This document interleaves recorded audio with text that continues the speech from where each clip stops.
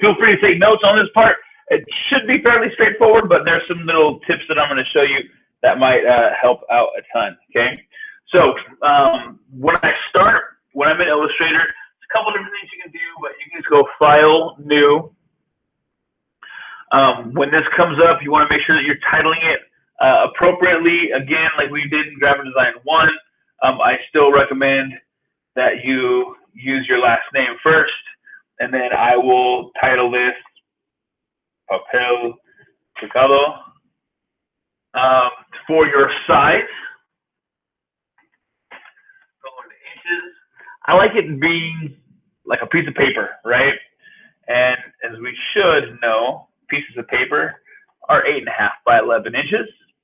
Everything else is pretty good, so I'll set it, and it will allow me to have my piece of paper like this. Okay. Now the big tools I'm going to show you how to use are the shape tools and the shape blend tool. Okay, it's kind of fun. We might have played with this before, but maybe not. So hopefully you can follow along. Let me pull all my little bars and stuff over here so you can see what I'm using.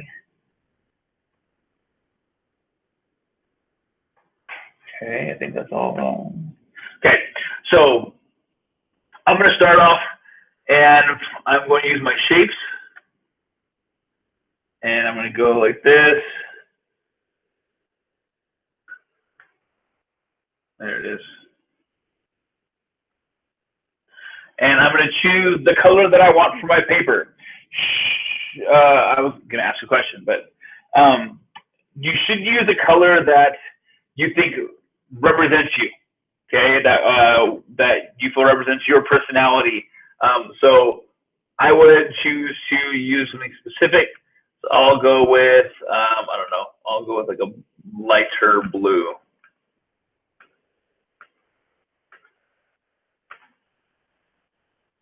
Okay, let's see. Here's a question that you can type the answer to if you know it. We're going to be making these to be presented on screens. They are not going to be printed out. What color format should we use?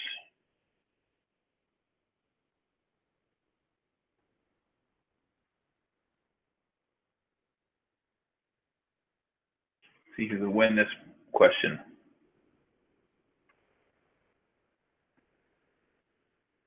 Nobody? CMYK or RGB? RGB, correct. We should be using RGB. So what I will do is I will go up to my file. I'll go down to document color mode. I'm going to change it to RGB. The reason why I want to do that is because if I'm in CMYK, which I am right now, you can see it up here in my file name, it's CMYK. It'll be kind of bland. RGB allows me to get brighter colors like this one that I'm trying to get. That'll brighten up a lot more. Cool. Okay. So right there, I'm going to go ahead and lock this. This is my background, and I'm going to start building on it. Now, we've already talked about having positive, negative spaces. So if I go like this, click and drag, I'm going to hold Shift as I click and drag. I'm going to take that shape and I'm going to change the color of it.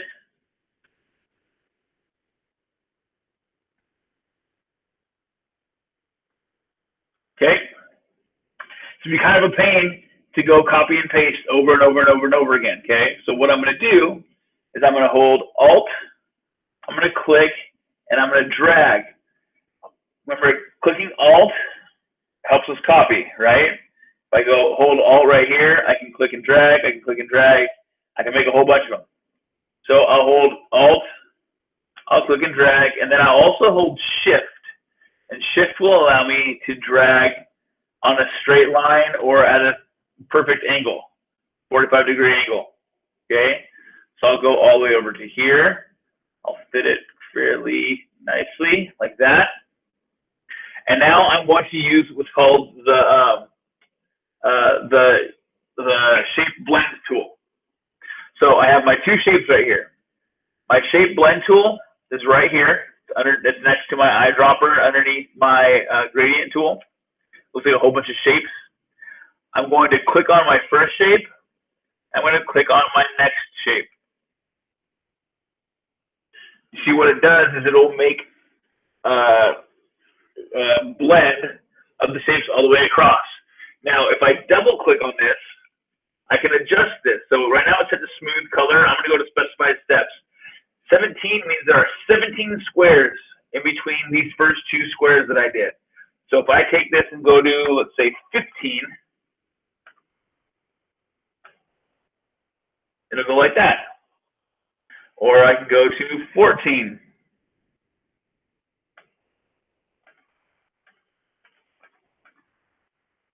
Okay, I press OK. And now I have 14 squares. Now I can grab my white arrow. I can go Alt, and I can drag it down to here. Hold Alt again. See those little pink arrows that pop up that tell me my spacing is the same between my previous ones that I've done. And that makes it nice and easy. I can go like this, and now I'm starting to create the negative space in my Papel Picado. Now remember, one of the requirements that we had is you have to have text. So I'm not really cutting holes in my paper, it just kind of looks like it. Ooh, little short. But because I'm not using scissors, I can come back to my blue shape and I can adjust it a little bit. Or I can even go like this and use my black arrow. Make it a little bit taller. And there you go.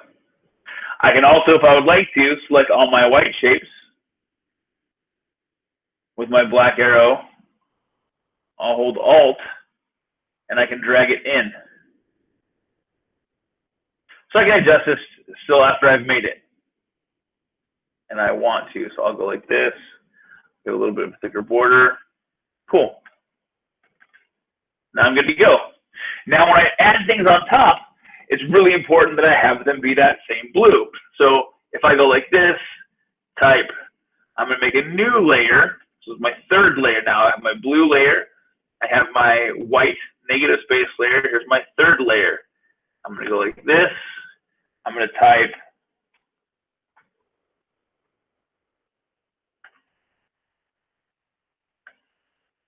I'm going to make this big. I'm going to change the typeface. I want something bolder. So I'll go to font, and then I'll use something that looks easy to be cut out of paper. See, I have a lot of typefaces on this computer. I will go with that one maybe.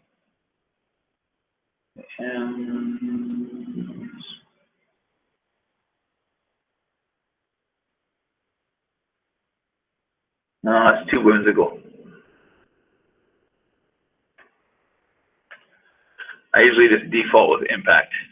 That's probably what I'm going to do again. So I'm going to go all the way up to I.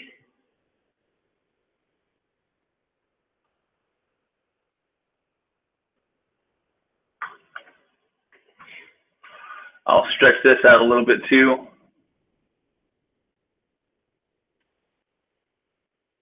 A little bigger.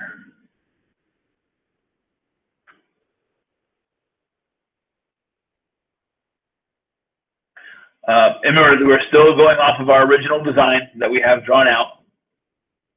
I will decide to put this down a little bit lower because if I put it right on that blue line, I'm going to lose the bottom of my letters, right? I'm going to go a little bit lower with it. And then what I'm going to do is I'm going to take my color and I'm going to make it this. And now it looks like my regular piece of blue paper with all the white negative space around it. Now, again, you want to make sure you can read it. It's definitely readable. And then I'm going to go start creating my images. My images can be made with, you can make it with pen tool, you can make it with shape tool, you can make it with whatever you want to do that, okay? The final thing that I'd like to do that a lot of you haven't added, sorry, my dog's asleep and he's having a bad dream, so here's something weird. The final thing that I'd like you to do and add in some way is kind of flare it up a little bit. Like if I were to go, I don't know,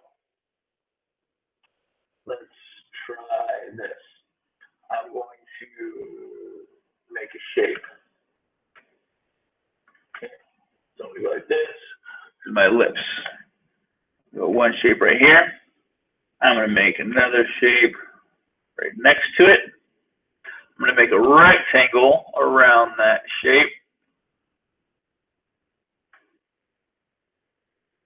Like so, and that rectangle is going to be a different color. Rectangle needs to be, see, I'll go right click, and I will send it back. Where can I do that? Arrange, send backwards, oh, all the way backwards. There you go.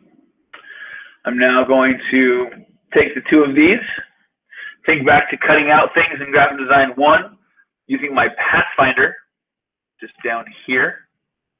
Pathfinder allows us to cut things, to crop things, a whole bunch. So what I can do is I can go to trim, and that now trims all of this stuff. So I can get rid of this, and I can get rid of these. And I really want just this right here. Because with this shape, what I can do is I'll make this a little bit smaller.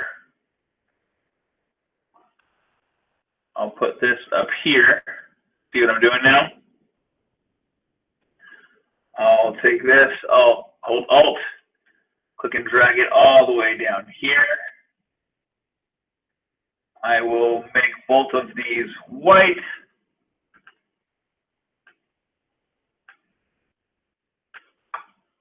And then I'll use my blend tool again. I'll go here, I'll go there. And now I have a border around the outside of my piece. Okay, I can take that same border and put it back on the other side, and I'll be pretty solid. If I were to take this and go duplicate it, oops.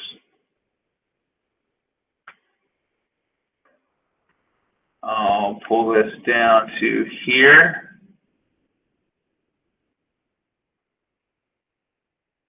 And then I'll have to take this and stretch it over. Actually, I'll probably duplicate it again.